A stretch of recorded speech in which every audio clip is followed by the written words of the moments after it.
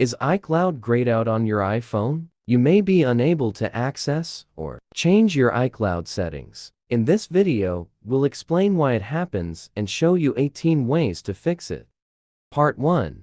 Why is iCloud grayed out? Account sign-in or verification issues. Poor internet connection. iCloud server outages. Screen time restrictions. MDM device limitations. Configuration profile restrictions. Stolen device protection.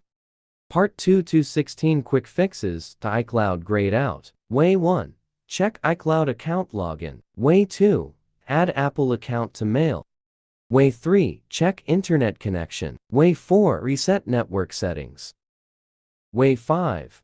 Turn off stolen device protection. Way 6. Agree to new iCloud terms and conditions.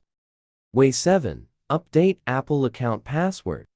Way 8. Bypass screen time restriction. Way 9. Remove device management profile. Way 10. Verify iCloud server status. Way 11. Re-sign into iCloud. Way 12. Check MDM limits. Way 13. Clear iCloud storage space. Way 14. Deactivate VPN on iPhone. Way 15. Update iOS. Way 16. Factory reset iPhone. Part 3.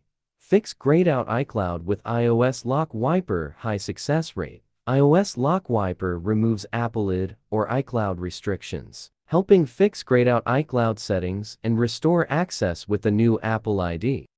How to troubleshoot iCloud grayed out with iOS Lock Wiper. Download and install iOS Lock Wiper on your Windows PC or Mac. Then launch the program. Select Unlock Apple ID from the main interface.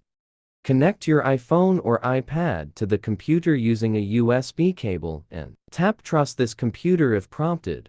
Click Start to unlock to begin the Apple ID removal process.